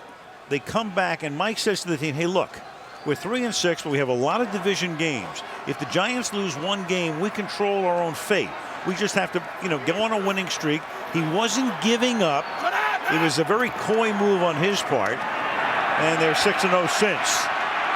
And Griffin, around the corner he goes with that bulky brace on his right knee, and Eric Frampton is able to knock him out of bounds. Unblocked again, but then you're bringing the guy across this way, and so for DeMarcus Ware, he doesn't know, is he going to get kicked out? Is he going to get hooked? What's going to happen? And he's playing dodgeball with the fullback, Darrell Young, and he's basically being frozen on the line of scrimmage. So one of the best pass rushers in all of football is forced to just sit there and watch this show happen in front of him and not know where the ball is. With his arm in a harness on top of it, with an elbow and shoulder issue. And this is Morris to the outside. So Mike Shanahan got the Raider job at 36. That didn't last very long. And then there's the Washington Post headline for the sports section: down for the count after they lose to Carolina. But that's the last time they lost, and that was back in early November. Mike, 14 successful years, mainly successful in Denver. 2 Super Bowls with John Elway in '97 and '98. Fired there after 08, took 09 off, and said, it was a great thing. It was the first time I was kind of out of football and I could look from the outside in. And then Dan Snyder brings him here in 2010. 2nd and 12. And that's caught by Moss. And Moss spins away. And then before he can pick up the first down, Alex Albright knocks him back a couple of yards shy of the first. It's so interesting for me to see what's going to happen to Kyle Shanahan after this season. Because if you don't have one of the big 3 or 4 quarterbacks in the NFL, your chances of winning a Super Bowl aren't very good. But now what some of these teams have done, and Kyle Shanahan, one of the architects of this one, they've created a way for a mobile quarterback. I don't want to see a running quarterback, because this guy's a pure thrower. There's no doubt Robert Griffin is a throwing quarterback, but the added element of his speed has taken defenses and spun them on their ear. 3rd and 1 as the play clock expired, and that's caught on a slant for a first down. Garcon spins the ball, as is his tradition. Ryan barking at himself and barking at anybody who would listen after a gain of 15. Well, here's that play again, and Pierre Garcon with a nice catch over the middle, but that is the play. You see the read option, you see the handoff, you see Alfred Morris, you see Robert Griffin run around the edge, and then they pull it down. And DeMarcus Ware telling us last night, that is the hardest part. That play you just saw is the hardest thing that they do in this offense to stop. In field goal range at the 33, Morris Exploits a hole. There he goes. Morris to the end zone. Touchdown.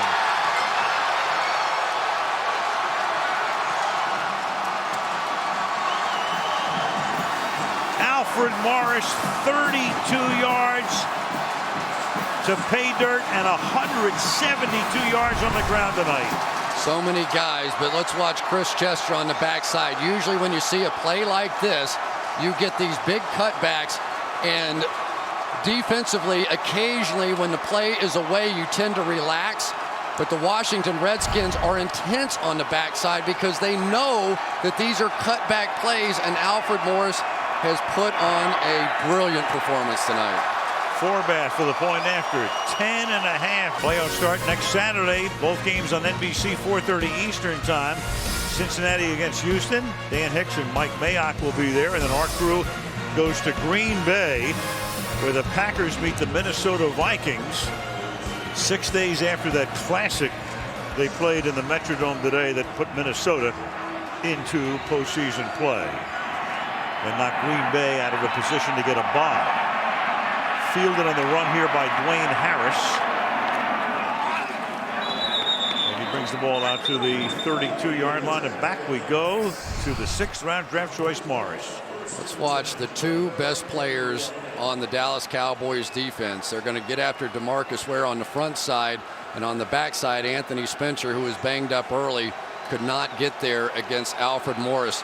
You have to play all 22 guys as intensely as you can on every snap to handle this cutback running game. And for Alfred Morris tonight, a season and career high 172 yards, and they're not blocking the best players of the Dallas Cowboys. And a Redskin rookie record. The ball is at the 31 as the Cowboys try to effect the comeback. And Romo will start it by throwing the ball to Ogletree for a first down to the 45-yard line. Well, at some point, the blitz of the Washington Redskins has to work against them if the Cowboys are going to find a way. There is plenty of time in this game. This is a Redskins defense that has given up big plays before. Romo has been patient to this point, but at some point, his big playmaker on the outside, Des Bryant, has to break loose. Ogletree's catch was his first of the night. Romo, good protection, throws, and that's caught. And here goes Bryant trying to spin away, but Josh Wilson doesn't let him get away after he makes the catch. First down to the 37-yard line. They're bringing everybody. Mediu Williams coming out, so now there's no underneath coverage. And you could see on the outside, D'Angelo Hall, when you get that kind of blitz, you expect a hot read. Cowboys picked it up. They could work it down the field.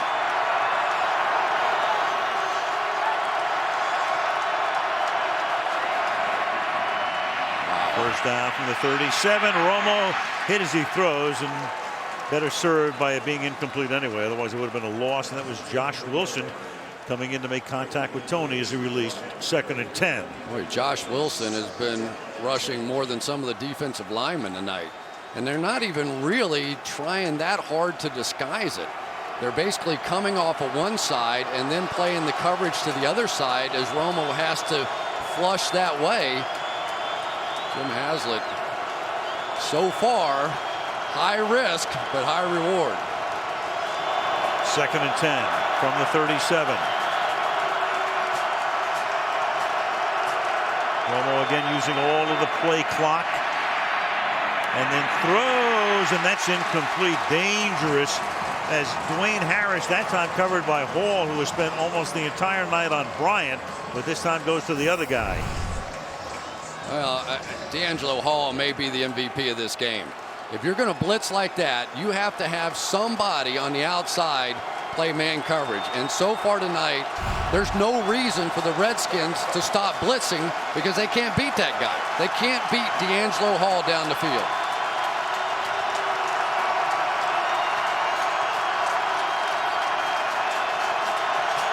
Third and 10.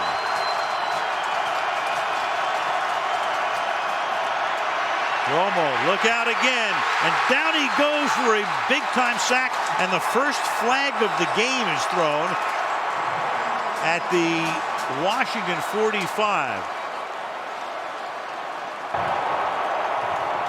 Holding, number 71, offense. Penalty is declined. 4th down.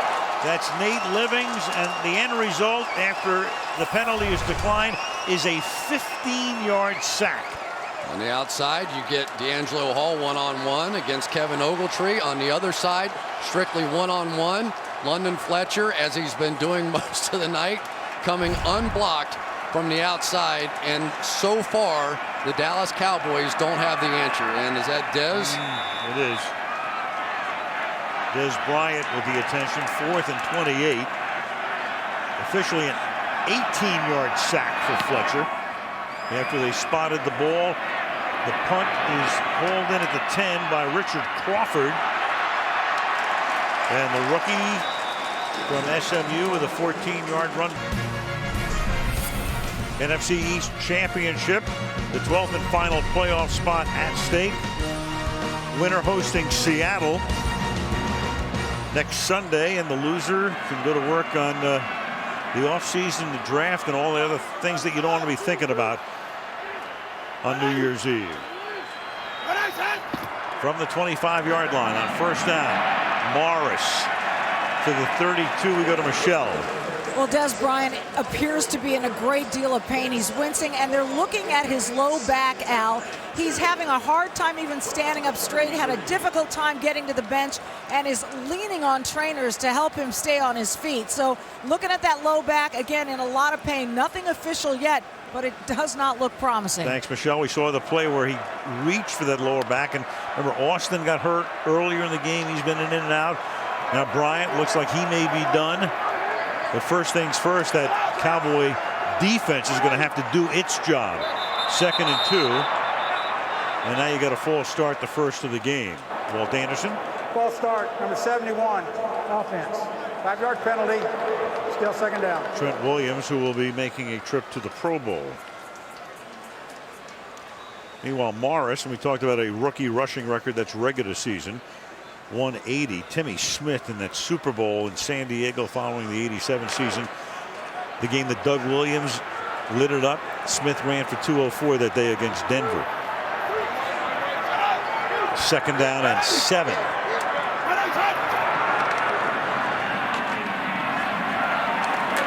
And again, Morris. You know, the thing about Morris, too, you think about when Shanahan came in, they needed a quarterback, so they made the deal with Philadelphia for Donovan McNabb. That didn't work out, and there goes Bryant back to the locker room. So an ugly scene for them. So Shanahan gets McNabb, that doesn't work out. Then last year he's got Rex Grossman and John Beck, and that doesn't work out. Now he has this guy, and of course this is working out. But when they traded McNabb to Minnesota, it was for a 6th-round draft choice. Turned out to be Morris. Such a deal. 3rd and 8. And going deep and incomplete on 3rd and 8, intended for Joshua Morgan. Covered there by Claiborne, and the Redskins will punt with 6:49 to go. And we have another flag here. Illegal formation, number 71, offense. Not on line of scrimmage. That penalty is declined. 4th down. It's Williams again. Well, let's give a little credit to this Cowboys defense. Obviously, they're decimated with injuries and playing very short-handed out here, and yet they've kept this thing competitive. And there is nobody on the outside guy. There is nobody at the top of the screen if they want to raise up and throw the ball wide to either guy. So instead, they bring him in. The Cowboys basically daring them to fake that ball, and Redskins didn't. Redskins just brought the gunners in to make sure with the punt block on that the kick can be gotten away, and Harris takes it the ball at the 29-yard line, and Harris down the sideline right in front of the Redskin bench, staying in bounds, and gets hog-tied out of bounds, and that'll be a flag by Rocca. So the punter is able to tackle him, but he's going to get flagged here, and that's going to move Dallas very deep into Washington territory. 43-yard kick and a 40-yard return plus the penalty coming up here. Personal foul, grabbing a face mask, number 6 for the kicking team. That's a 15-yard penalty. Be a 1st down. Timeout. So Harris down the stretch. There is Austin. He looks like he's done for the night. Bryant's back in the locker room. They are the 1 and 2 receivers. So now you got Harris, you have Ogletree and Beasley, and of course you have Witten as the tight end. So their 3, 4, and 5 receivers are going to have to do the job. The ball starts at the 16-yard line. DeMarco Murray is the running back. And Murray takes the pass, slips, but regains his balance and gets to the 10-yard line. Interesting watching London Fletcher out on the field right now. This is a chess match. Jim Haslett has given London Fletcher carte blanche to change any call he makes in the game. All he has to do is feel it. Says he's the smartest player he's ever been around. He talks to him like a coach on the field, and right now Fletcher is running the show. 2nd and 4 as Romo slings it to the outside and behind Beasley. That's not when you're going back shoulder, but incomplete. The line judge is right there. It looked for the moment as if Beasley had it. Couldn't hold on. Wilson covers on the play, and meanwhile Beasley comes back limping, and it's 3rd and 4. I'll tell you, this Josh Wilson has had a game too. This hit's going to knock the ball out. I think he catches it, but remember, you have to go to the ground, maintain possession, and Wilson able to knock that one out. Big interception earlier as well, and has been blitzing all night. Meanwhile, Austin has to come back in because Beasley got whacked, and he goes to the sideline and holds that right leg. Huge 3rd and 4 here. And Romo throws, and it's caught for a touchdown by Ogletree. Kevin Ogletree on a 3rd and 4 for the touchdown. And now the Cowboys will have to go for 2, down by 5 to try to make it a 3-point game. So for the first time all night, they win a one-on-one battle against the rookie Richard Crawford on the outside. And there's something about Kevin Ogletree when he plays on NBC. He comes up big, it seems like, every time we have him. He had a huge game on opening night against the Giants. Big night tonight for him. They have to go for 2. It does you no good to be down by. You might as well, what's the difference between 4 or 5 at that point? You got to score a touchdown. If you make the 2-pointer, obviously a field goal could tie the game. 5:50 remaining. The 2-point conversion here. The obvious answer is Jason Witten, but London Fletcher and the Redskins know that as well, so we'll see. Witten lines up on the left side. Austin and Ogletree at the top and Harris on the bottom. And Tony's going to take it under center and then throw, and it is caught by Dwayne Harris for the 2-point conversion. Exactly what the Cowboys needed on that drive. Turned Crawford around. Tony Romo taking advantage of the blitz that time on that drive for the first time. They have been able to get it done. Going to bring pressure as they have throughout the course of the game. And it's amazing that Dwayne Harris has become such a trusted part of this receiving core now for Tony Romo. He said, I know where he's going to be. I know what he's going to do. And in one of the biggest moments of this season, he finds Dwayne Harris to cut it to 3, and this is getting interesting. Jerry Jones, Stephen Jones. They go through this every week. The Cowboys, high drama once again. 2 yards into the end zone. Niles Paul. And Paul breaking away. Big time run back for Niles Paul. Brandon Banks is their run back guy, but he's inactive tonight. He's hurt. So they put Paul back there, tight end by trade, who looks like anything but on that run back of 49 yards. I started laughing in practice when we were watching their special teams. I said, why do they have a tight end back there returning kickoffs? But he was a wide receiver a year ago, and now, of course, Fred Davis's injury, and he's gotten a chance to do this. And anytime a tight end gets a chance to stiff arm a kicker, that's fun for those guys. Big returns. It was Harris that set up the Cowboys, and now Paul going the other way. Meanwhile, Ware is in, and so is Spencer. He's back at the 46-yard line. And Griffin finds a big hole after faking the handoff and takes the ball to the 39-yard line. That is impossible to stop. 15 yards. They're doing a little adjustment now. Ernie Sims now is going to come around the outside here. So they're saying, all right, DeMarcus, where you go get Alfred Morris, we'll send Sims around the outside. But Sims had no better luck than DeMarcus Ware did, trying to bring down RG3 even on a bad knee. And believe me, This is not even close to the way RG3 ran the football early in the year when he was healthy.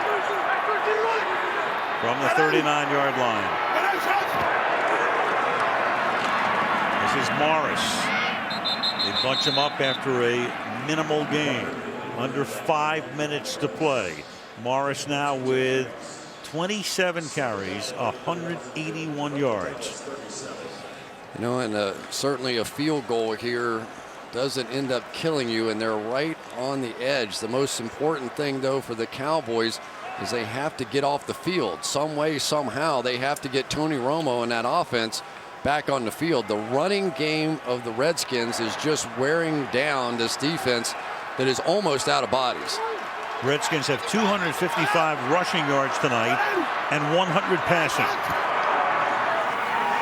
And here comes Ware, but Griffin gets the pass away. And everybody in the building is looking for a flag, but there will be none. It'll be 3rd down and 8. Very nice play. I think that's Ernie Sims and man coverage on the back coming out. Sims, the one thing that he is known for is the ability to run and cover, and that time his speed paid big dividends. I think that was the correct call as well. Guy wasn't even on a roster on the streets, and Cowboys have about 7 or 8 of those guys that weren't in football that are now playing a lot for them at this point in the season. Meanwhile, Griffin took a shot, as you saw, so for the moment he comes to the sideline before a 3rd down and 8. And of course that's going to cost Washington a timeout. They're first with 2 to go.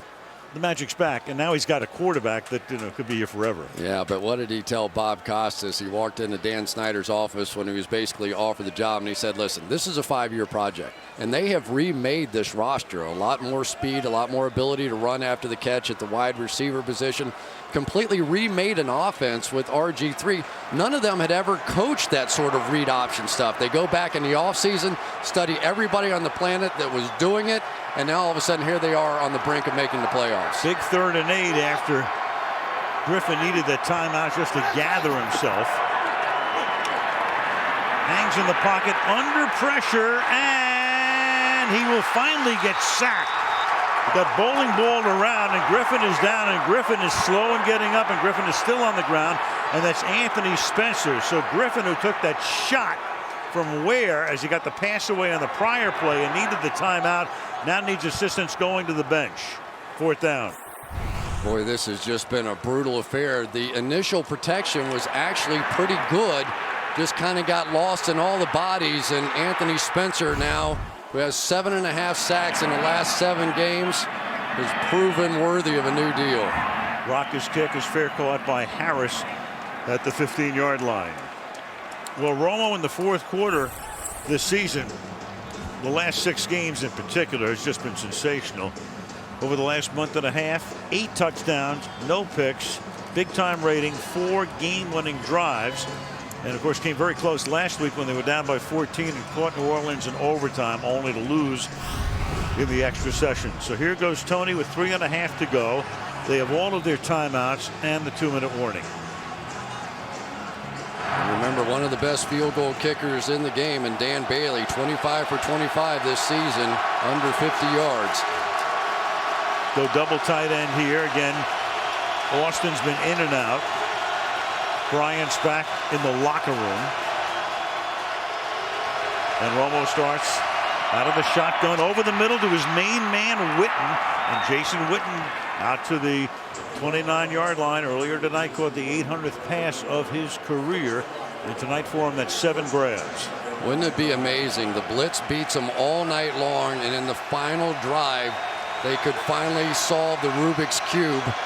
And it's with the guy that is his favorite receiver. With 3 minutes left, pressure is on. Floated and intercepted by Rob Jackson, who's made some big plays this season, intended for DeMarco Murray and picked off by Jackson.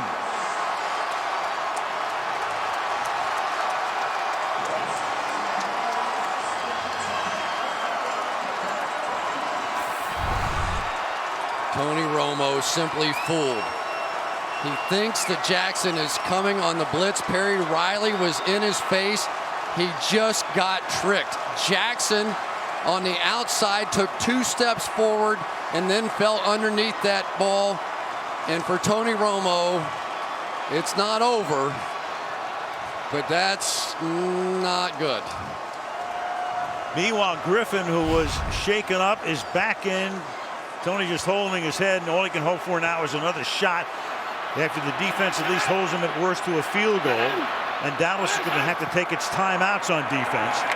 But first things first, they're going to have to stop Morris, and they haven't been able to do that all night. He almost spun out of it for a first down and may have had it anyway.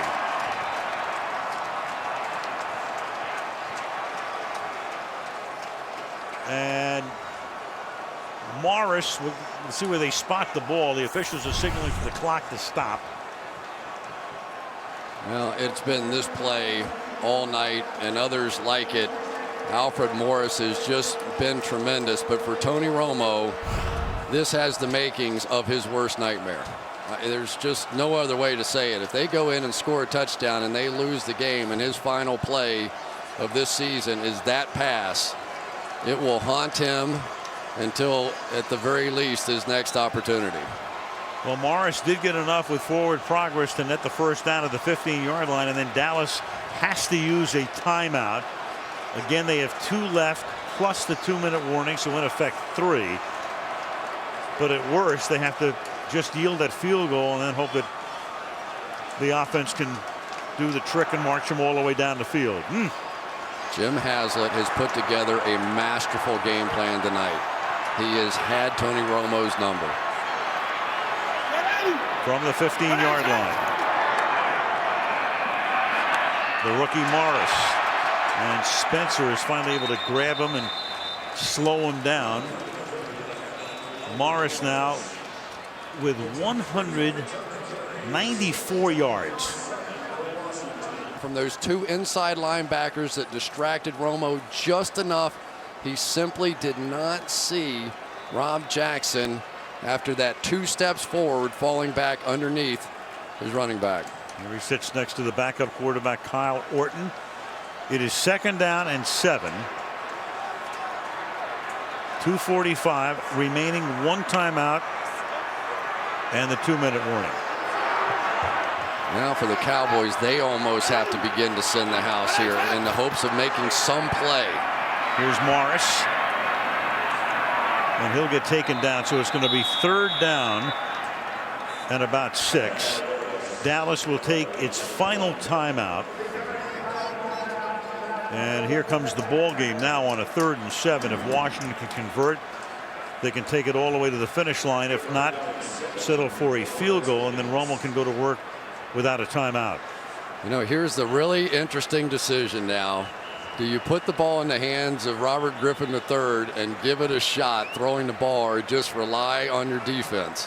Alfred Morris obviously with an absolutely huge year this year, 3rd all-time for the rookies. And now they're probably going to spread it out a little bit and see if RG3 can do his magic. This is where you find out how much you trust your rookie quarterback. 3rd and 7, and they empty the backfield. For the first time tonight, they empty it. And the pass over the middle is incomplete. And a flag is thrown. Garcon, the intended receiver. Is it roughing the passer? Is the question? Hatcher came in. Roughing the passer, number 97. Houston, contact to the quarterback's head. That's half the distance to the goal. First down. Hatcher. There he is right there. I don't think it's a late hit. I think it's a blow to the head. There it is. Oh my goodness. And he's getting blocked underneath. So that's really sort of the impetus that put his hands down. I don't think he was trying to swat. And Daniel Snyder loving that one. And for Tony Romo, it just gets worse. So it's 1st and goal. They can run a play and get to the 2-minute warning, and run a good portion of the clock on the next 2 plays, and then at worst kick a field goal and leave Dallas with just seconds. Meanwhile, you got a Washington timeout here. What a moment for that young man. You know, I mean, Robert Griffin III, can you imagine, as a rookie now, with all these hardened veterans, you're 3-6, you go on the bye, they come back and they take a vote, who's going to be our second half captain, and they say, we want the rookie. Every meeting, he's the first one there. He's the last one to leave the building. On the bus, he's the first one sitting in the first seat, giving a little fist pump to every single guy that comes on the bus. You ask any member of this football team who's the leader, they all point to the rookie. I don't know of another situation like that I've seen in the National Football League. One of the most electrifying rookies of all time in the NFL on every level as he hands the ball off here to Morris. And Morris will chug down to the 2-yard line. And then we will get to the 2-minute warning, and it will be second down and goal. You know, the other part of this that we have to mention is that Kirk Cousins, the other rookie that they drafted, played a very significant role in this winning streak at the end. A big part of 2 games, one of which he started and threw for over 300 yards. So Mike Shanahan, who's been criticized in the past for personnel decisions, drafts 2 quarterbacks, comes up aces with both. And Bruce Allen, the general manager, as well, deserves a lot of credit. Cowboy offense can just sit and hope right now. It is second and goal from the 3-yard line. Morris with 197 yards. And there goes Morris to the 199 mark, and they'll run this clock all the way down right now. Third and goal.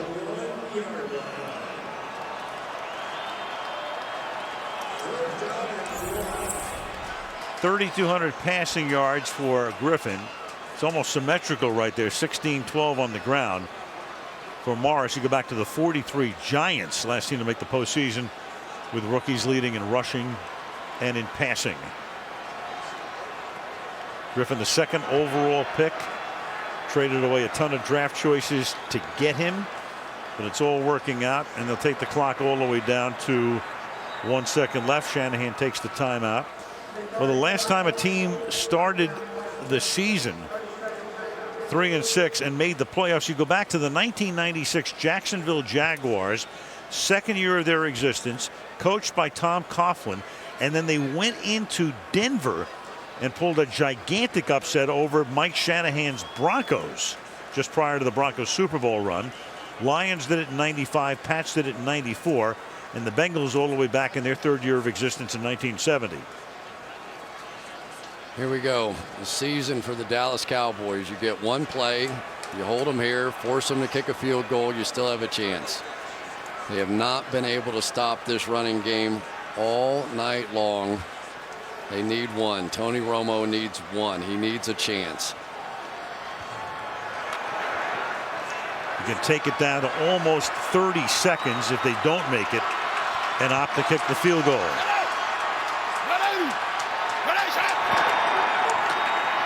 Morris, can he get in? And he does. Touchdown.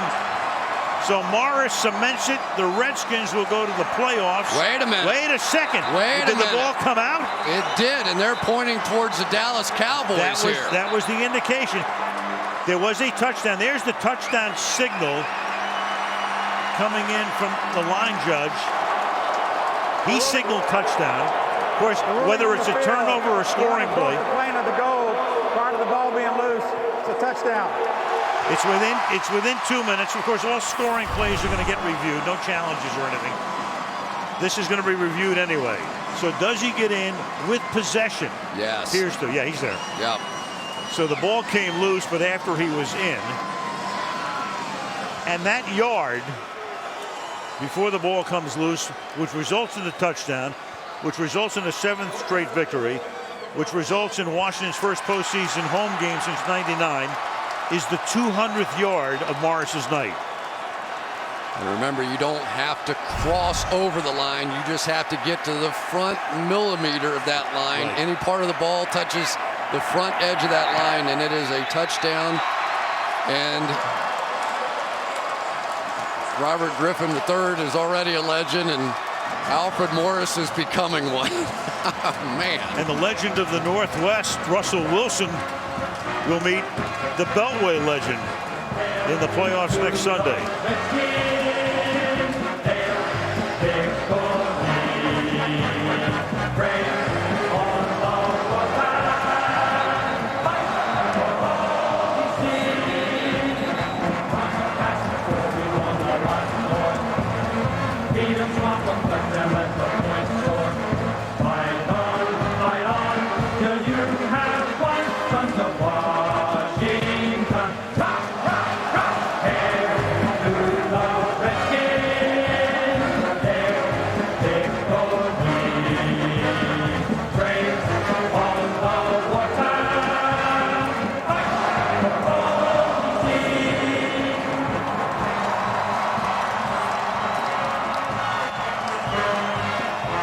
Get winners without losers, and for Tony Romo, with the way he played tonight, this one is going to be hard to forget.